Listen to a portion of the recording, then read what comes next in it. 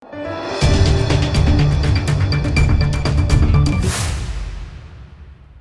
દર્શક મિત્રો, આપ જોઈ રહ્યા છો લોકમૈત્રી ન્યૂઝ. હું છું એન્કર અર્પિતા પટેલ. હવે જોઈએ અગત્યના સમાચાર.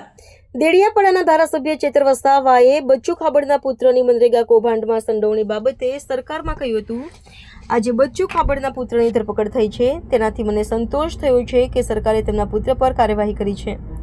ચેતર વસાવાએ કહ્યું કે બચ્ચુ ખાબડે તેમના હોદ્દા પરથી રાજીનામું આપવું દેવું જોઈએ. 250 કરોડના પુરાવા છે મારી પાસે, તે રિકવર થવા જોઈએ.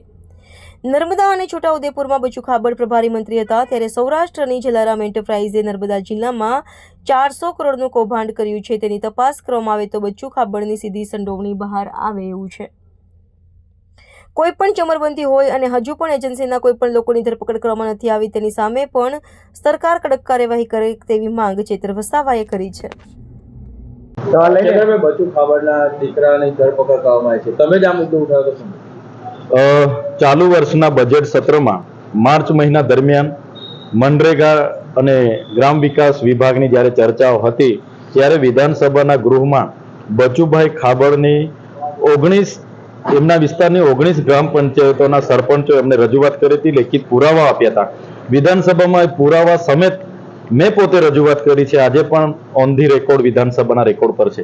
ત્યારે આજે મને સંતોષ થયો કે સરકારે એમના પુત્ર પર કાર્યવાહી કરી એમને અટક કરી છે, પણ જે મંત્રીએ એમના પરિવારજનોની એજન્સીમાં એમના દબાણથી આ કામગીરી થયેલી છે, બચુભાઈ ખાબડે આ બંધારણીય હોદ્દા પરથી રાજીનામું આપી દેવું જોઈએ અને પોતે પણ આ જવાબદારી સ્વીકારવી જોઈએ. અને જે પણ પેમેન્ટ એમના પર થયું છે, અમારી પાસે 250 કરોડના પુરાવાઓ છે, એ 250 કરોડ રિકવર થવા જોઈએ અને જેમાં જ તમામ અધિકારીઓ ડીડીઓ થી લઈને ટીડીઓ નિયામક સમેત તમામ અધિકારીઓ પણ અને એજન્સીઓ પર પણ કાર્યવાહી થવી જોઈએ એવી અમારી માંગણી છે. 250 કરોડની જે આપ વાત કરો છો, એ પુરાવામાં નર્મદા જિલ્લામાં બી એક પ્રભારી મંત્રી રહી ચૂક્યા છે, તે વખતનું બી કંઈ હોઈ શકે.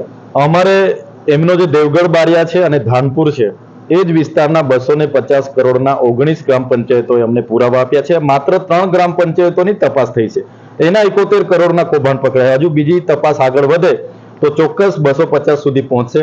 અને અમે ત્યાંના એસપી અને ગુજરાત સરકારને કહેવા માંગીએ છીએ કે આમાં પકડીને માત્ર ફોર્માલિટી પૂરી કરવામાં નહીં આવે. જો આવું થશે તો આવનારા દિવસોમાં અમે ધરણા આંદોલન પણ ત્યાં કરીશું, પૂરા ગુજરાતના લોકોને જાગૃત કરીશું. એટલે આ 250 કરોડનું કૌભાંડ તો માત્ર ત્યાંનું છે. નર્મદા અને છોટાઉદેપુર જિલ્લાના જ્યારે પોતે પ્રભારી મંત્રી હતા, જલારામ એન્ટરપ્રાઇઝ જે સૌરાષ્ટ્રની એજન્સી હતી, એમણે નર્મદા જિલ્લામાં પણ 2 વર્ષ દરમિયાન 400 કરોડનું કૌભાંડ કર્યું છે. જો એમની તપાસ કરવામાં આવશે તો એમાં પણ બચુભાઈ ખાબડનું નામ સીધી સોડવણીમાં બહાર આવે એવું છે અને જલારામ એન્ટરપ્રાઇઝનું પણ કરોડોનું કૌભાંડ બહાર આવે એવું છે.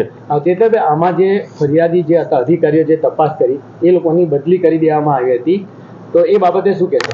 ગુજરાત સરકારે ઝીરો ભ્રષ્ટાચારની વાત કરે છે, પણ વિધાનસભાના ગૃહમાં અમે પુરાવા સાથે રજૂ કર્યા અને એમણે પણ સ્વીકાર્યું. માન્ય જેમણે પણ કાર્યવાહી કરી એમણે પણ સ્વીકાર્યું છે અને આજે કાર્યવાહી થાય છે, પણ આ કાર્યવાહી હાલ પણ નિષ્પક્ષ અને તટસ્થ રીતે થાય.